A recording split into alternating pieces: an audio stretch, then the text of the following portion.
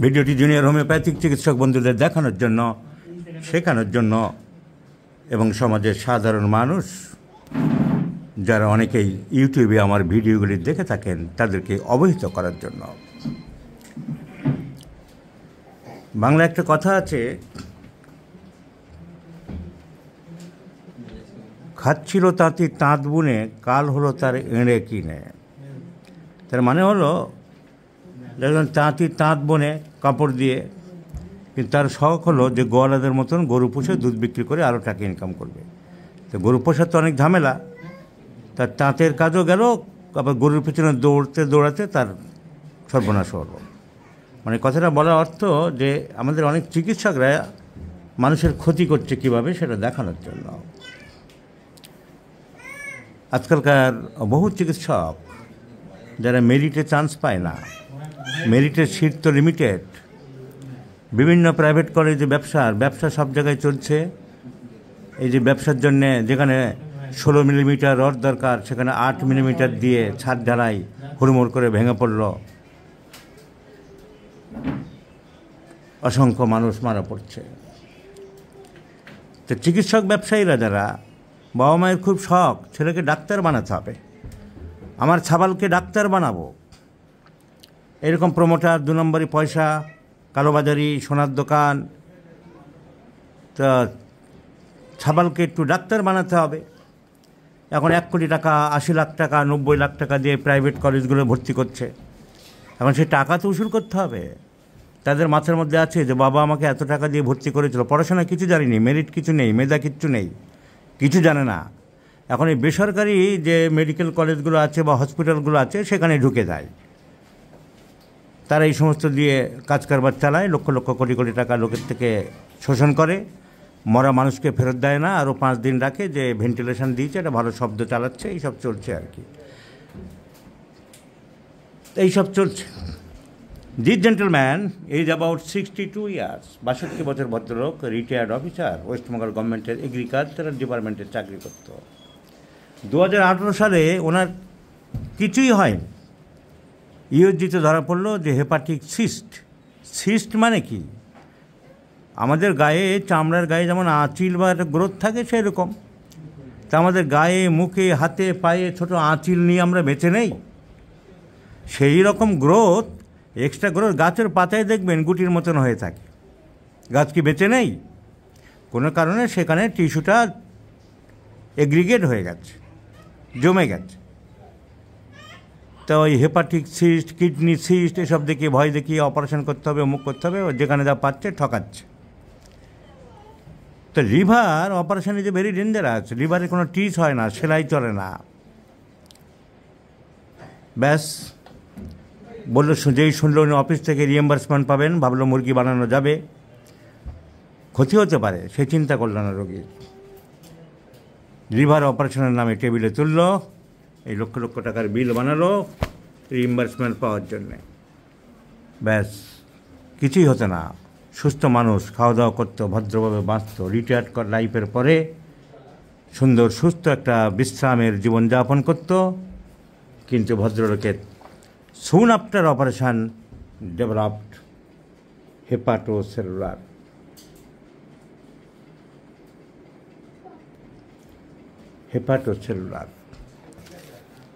এখন চিকিৎসা করতে হবে। প্রোলাপস ডিস্ক, আমি একদিন দেখাচ্ছিলাম যে ডিস্ক প্রোলাপস, এই ভার্টিব্রাল কালামের যে ভিতরের ইন্টার ভার্টিব্রাল যে ডিস্ক প্লেট একটুখানি সরে যায়, কিচ্ছু না, সামান্য ব্যথা হয়, শরীর ওটাকে সয়ে নেয়, অপারেশন করতে হবে। অপারেশনের নামে বহু মানুষ বিছানা থেকে আর উঠতে পারেনি, বিছানায় পায়খানা প্রস্রাব পচে গলে মরেছে। 2টো কারণে করতে চায় এইসব অপারেশনগুলো। 1 নম্বর হচ্ছে হাত পাকানো, মুরগি পাওয়া গেছে, একটা হাত পাকানো যাক। আর 2 নম্বর যদি কিছু লোটা যায়। বহু ক্ষেত্রে অপারেশন লাগে না, হার্টের বহু ক্ষেত্রে বাইপাস সার্জারি লাগে না। দিল্লির একজন কার্ডিওলজিস্ট, কী নাম যেন, উনি আপ্রাণ চেষ্টা করে যাচ্ছেন যে এইসব বাইপাস সার্জারি করবেন না, বহু ক্ষেত্রে লাগে না। ইউটিউবে প্রচুর ভিডিও দেওয়া আছে, যারা দেখলে দেখবেন। হ্যাঁ, বিমল হাজারের ভিডিওগুলো দেখবেন সবাই। উনি বারবার বলছেন যে কোনো কেসে, বেশিরভাগ কেসে 90% কেসে হার্টের কোনো অপারেশন লাগে না, বাইপাস সার্জারি লাগে না। বাইপাস সার্জারির নামে হার্টের একটা নাটক চলছে। বয়সের সাথে সাথে সব জায়গায় রক্ত চলাচল কমে যায়, হার্টের একটু কমে যায়, ব্যাস। বুকে ব্যথা, অ্যাসিওরেন্স নেই। রোগী আসলে চিকিৎসকের প্রধান কর্তব্য রোগীকে আশ্বস্ত করা, অ্যাসিওরেন্স করা, নিজের বাবা মা ভাই বোন মনে করে তাকে অ্যাসিওর করা। অ্যাসিওর নেই, ডাকাতের ভূমিকা, ভয় দেখানো আগে। এই চলছে সমাজে, এই চলছে দেশে, এই চলছে সর্বত্র। এই দুর্বৃত্তায়ন চলছে রাজনীতিতে। ভদ্রলোকের হেপাটোসেলুলার, এখন শরীর খারাপ হতে আরম্ভ করেছে, দুর্বলতা আরম্ভ হয়েছে। হেপাটোসেলুলার সি এর যা সিমটম তাই দেখা দিচ্ছে। সুস্থ মানুষ অসুস্থ হলো, অসুস্থ করলো কারা? এই একপাল পঙ্গপালরা। Now homeopathic treatment, he has come to us for homeopathic treatment. The patient is chidi, শীত বেশি, খিদে বেশি।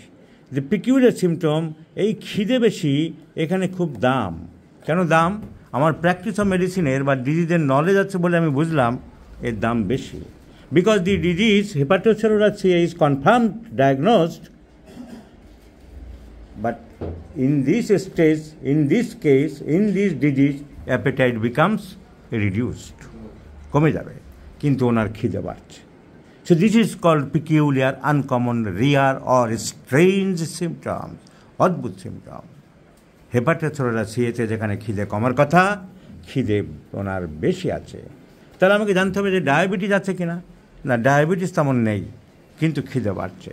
তাহলে আমি জোর দেবো, I should give more emphasis to this symptom, appetite increased, desire for warm food, constipated, chilly patient, and the medicine acts over the hepatobiliary system, so Lycopodium clavatum is the choice of medicine.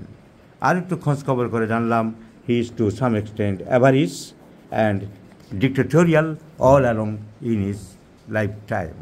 So Lycopodium clavatum is the choice of medicine, though the patient has been suffering from hepatocellular CA, and this is the time occurrence. I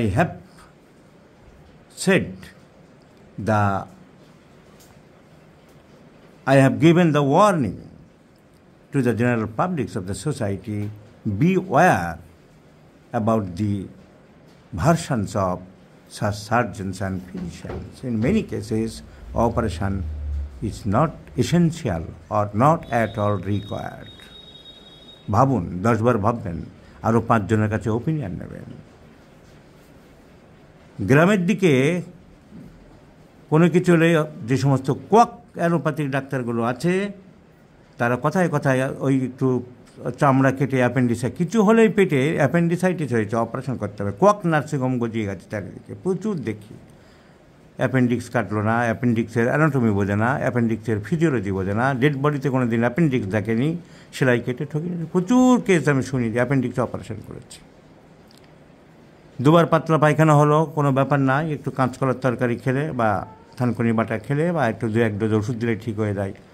বোতল ধোলায় কী হচ্ছে? Doctor position কেমন চলছে? 7 বোতল খেয়েছে, আরও বোতল খাবে। 5,000 10,000 বিল বানানো যায় কিনা? তো ঠকবাজিতে গ্রাম ভরে গেছে, ঠকবাজিতে শহর ভরে গেছে, ঠকবাজিতে ক্যাপিটালিস্টরা আরও উন্নত হচ্ছে, ঠকবাজি চিকিৎসা ব্যবস্থার অন্দরে অন্দরে, ঠকবাজি শিক্ষা ব্যবস্থার অন্দরে, ঠকবাজি রাজনীতির দুর্বৃত্তনে। মানুষকে সজাগ হতে হবে, সাবধান হতে হবে, চোখ কান খোলা রাখতে হবে। This is my earnest and kind appeal to all the general publics of the society, my friends.